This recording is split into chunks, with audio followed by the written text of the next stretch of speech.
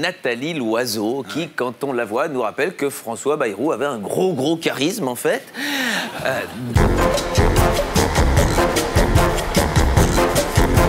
Maintenant, c'est l'heure des infos de Viso.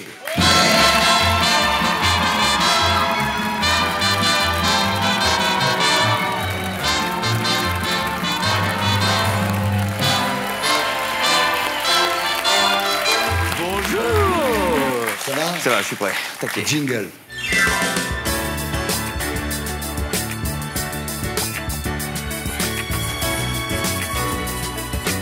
Ça, c'est les gréements de fortune. C'est les gréements de fortune en version raccourcie. De fortune. Allez, on y va. On commence par la politique française. Macron a souhaité cette semaine sagesse à la septuagénaire blessée à Nice et la gauche s'est indignée. Évidemment, c'est gonflé de la part de Macron quand même d'appeler à la sagesse quelqu'un qui a l'âge de sa mère. Enfin, ouais, techniquement, il a l'âge de sa femme, mais... voilà, oui, non, enfin, non, c'est pas bien. C'est là, franchement...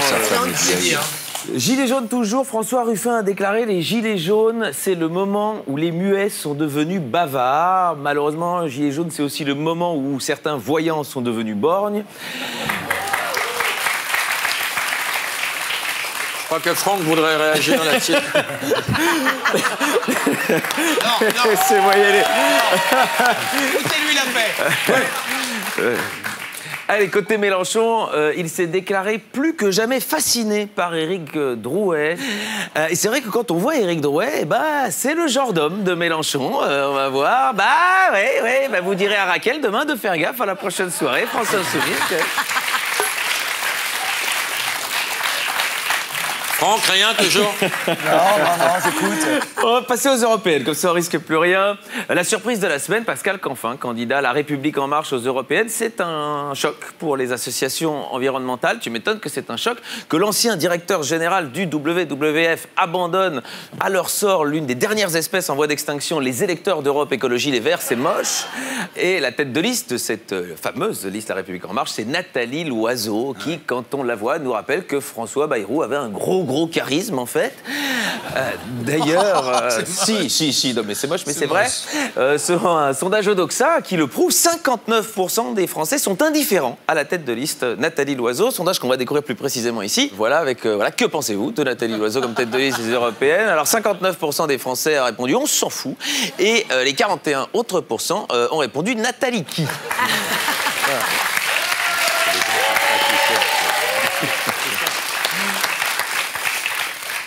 Autre élection, les municipales pour 2020. Un sondage place Anne Hidalgo devant La République En Marche à Paris. Et ça, Thierry, c'est encore l'effet gilet jaune. Les gens préfèrent voter directement pour quelqu'un qui a l'habitude de bloquer elle-même les routes et les ronds-points.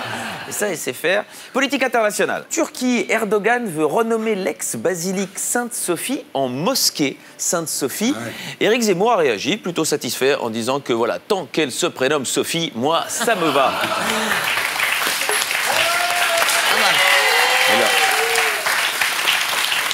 États-Unis, le Pentagone débloque $1 milliard pour le mur de Trump. $1 milliard pour construire un mur, ça fait beaucoup de briques. Oh. Non, il faut des blagues pour les enfants. J'ai des blagues pour les enfants, 21h. Ça, je l'ai compris. Ouais. Espagne, à Madrid, des milliers de manifestants contre l'avortement. Des milliers d'Espagnols considèrent que l'avortement est une mise à mort et du coup que c'est du gâchis de ne pas l'organiser dans une arène avec 2 picadors, des banderilles et lancer les oreilles du gamin dans la foule. Par rapport à la corrida.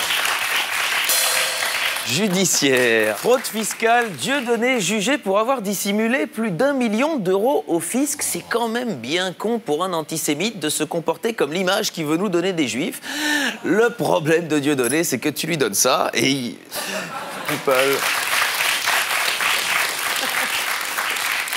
Sport, et ça va passionner les Français, les contrôles d'alcoolémie pendant les compétitions de pétanque. Et là, c'est balance ton cochonnet. Voilà, exactement.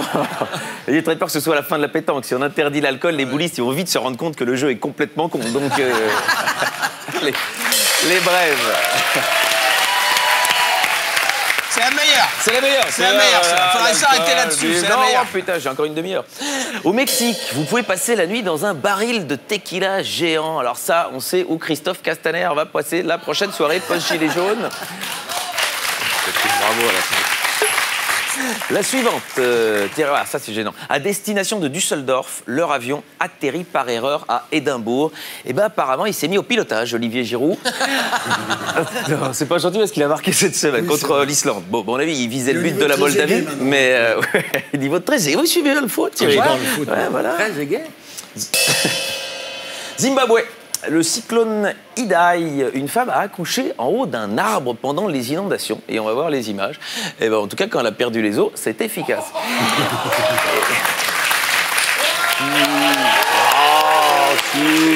La culture, chaque semaine, je propose de visiter un musée. Je vous emmène au musée des Beaux-Arts de Bruxelles où Wim Delvoye expose jusqu'au 21 juillet. C'est une des plus grosses stars de l'art contemporain. C'est une grosse rétrospective de Wim Delvoye avec évidemment ses mascottes. On le connaît pour ses cochons. Alors à Bruxelles, on voit toute cette série Tapidermia. Alors parfois il y a un porc et parfois il y en a plusieurs.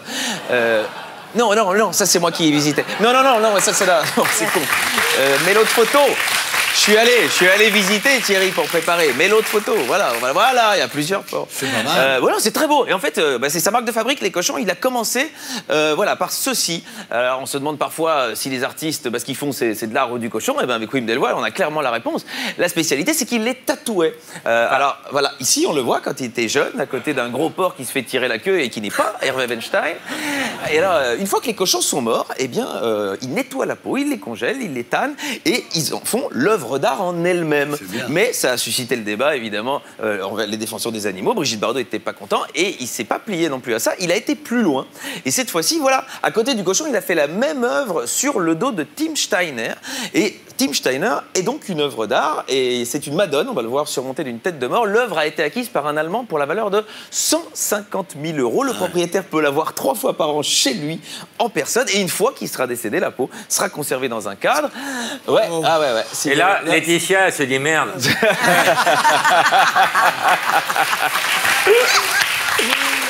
Regardez du blé, là. Il est bon. C'est hyper intéressant son travail, on va voir un peu le reste de l'œuvre. Après, il a créé une série de tapis avec du jambon. Alors ça, évidemment, à déconseiller comme tapis de prière pour les musulmans. Oui. Et il n'a pas parlé que du cochon comme animal. Ici, il y a une œuvre qui s'appelle The Kiss, c'est un baiser, qui est aussi le making-of de Bambi. Et ici, voilà, de magnifiques pantoufles faites à partir de vrais lapins. Cadeau idéal pour les zoophiles, puisqu'ils peuvent enfiler les lapins sans être jugés.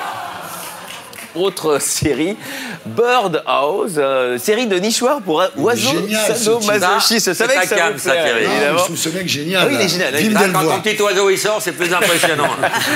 Exactement. Alors, autre œuvre, évidemment, l'artiste est grand amateur de radiographie. Et dans la grande tradition de l'art belge, Magritte disait « Ceci n'est pas une pipe ». Wim Delvoye répond « Ah là, en revanche, c'en est une ». Alors, vous voyez ce que vous voulez, hein. Certains peuvent y voir, évidemment, je sais pas, Laurent Delahousse en train de préparer sa prochaine interview d'Emmanuel Macron. Enfin, je veux dire, ça, c'est vraiment, il n'y a pas de... Par rapport à la connivence. Et Delvoye est aussi vidéaste. Alors, on va voir une de ses vidéos sur une belle musique. Il a filmé ceci. Le film est sur YouTube, a fait énormément de vues, s'intitule Sibylle 2. Et vous savez ce que c'est? Coloscopie. C'est Un sperme? une procréation. Non, c'est une remake de La Guerre des boutons. Si vous voulez savoir ce que c'est, et ouais, c'est ça. C'est un adolescent qui se vide sur cette belle musique. C'est des comédons. Ouais. Mais c'est pas ce qu'il a fait de poids. Et non, passons à la dernière. L'art, ça choque. L'art, ça choque. L'art, c'est En tout cas, violent. ça lui a permis de percer. Oui, ça lui a permis de percer. Et passons à l'œuvre, voilà, la plus marquante. cloaca. Et celle-là, vous avez obligatoirement entendu parler de cloaca. C'est une machine à produire de la merde entièrement basée sur le système digestif humain. C'est-à-dire qu'elle est remplie 2 fois par jour par de la vraie nourriture à gauche. Et puis à la fin, il en sort des excréments. Et les excréments sont ensuite emballés et vendus sous vide avec le logo qui pastiche le logo de Ford et de Coca-Cola sont vendus à 1 000 $ pièce. Le prix aussi est laxatif. Allez donc voir Wim Delvoye, s'il vous plaît, jusqu'au 21 juillet. Car là, c'est comme la politique. C'est pas parce qu'on n'y comprend rien qu'on peut pas en parler. C'était avec Vision. Et pour être sûr de ne rien rater de Inarditube, abonnez-vous et mettez un pouce bleu.